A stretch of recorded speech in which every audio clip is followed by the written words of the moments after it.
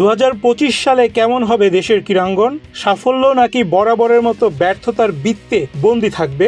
প্রত্যাশাটা বেশি থাকে মূলত দুই বড় খেলা ক্রিকেট ও ফুটবলকে ঘিরেই, যদিও নতুন বছরে ফোকাসে থাকবে হকিও।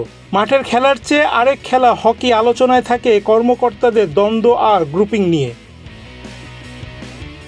এরপরও প্রথমবারের মতো হকি বিশ্বকাপ খেলবে বাংলাদেশ, হোক না সেটা বয়স ভিত্তিক। অনূর্ধ্ব-21 যুব হকি হলেও এর প্রাপ্তি তো বিশালই। হকি বিশ্বকাপ কিংবা ক্রিকেটের চ্যাম্পিয়ন্স ট্রফি যাই থাকুক, 2025 সালে দেশের ক্রীড়াপ্রেমীদের নজর থাকবে হামজা চৌধুরীর দিকে। এই প্রথম দামে মানে বিশ্বের সেরা ইংলিশ লিগ খেলা কোনো ফুটবলার জড়াবেন বাংলাদেশের লাল সবুজ জার্সি।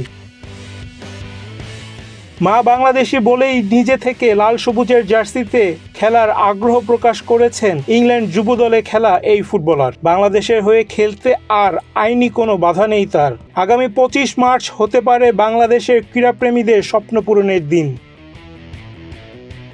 সেদিনই এশিয়ান কাপ বাছাই পর্বের চতুর্থ রাউন্ডের ম্যাচে ভারতের মুখোমুখি হবে বাংলাদেশ, আর সে ম্যাচেই বাংলাদেশের জার্সিতে অভিষেক হতে পারে হামজা চৌধুরীর। যদি লেস্টার সিটির এই ফুটবলার মাঠে নামেন, দিনটি চিরস্মরণীয় হয়ে থাকবে বাংলাদেশের ফুটবল প্রেমীদের কাছে।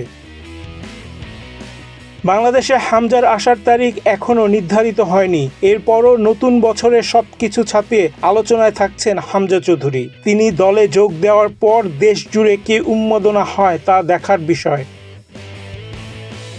কারণ শুধু বাংলাদেশ নয়, উপমহাদেশে এত বড় মাপের ফুটবলার এর আগে দেখা মেলেনি। হামজাকে নিয়ে চিন্তিত খোদ ভারতীয়রাই। তিনি দলে যোগ দিলে রাতারাতি বাংলাদেশিদের খেলা পাল্টে যাবে এমনটি নয়। কথা হচ্ছে তাকে সকলে লাল সবুজ জার্সিতে দেখতে চান।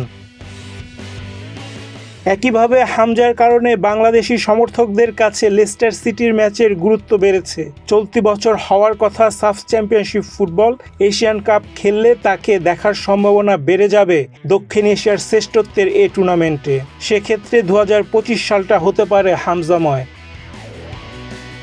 ফুটবলের সঙ্গে যেমন অন্য কোনো খেলার তুলনা চলে না, তেমনি হামজা এলে তার সঙ্গেও কারো তুলনা চলবে না। চ্যাম্পিয়ন্স ট্রফি হবে বলেই নতুন বছরে চোখ থাকবে ক্রিকেটের দিকেও। লাল সবুজের প্রতিনিধিরা চমকে দিতে পারেন কিনা তা দেখতে হবে। যুব হলেও প্রথমবারের মতো বিশ্বকাপ হকি খেলবে বাংলাদেশ দল। নতুন বছরে এটি হবে অন্যতম বড় ঘটনা। তবে সব আলো থাকবে হামজা চৌধুরীর উপরই।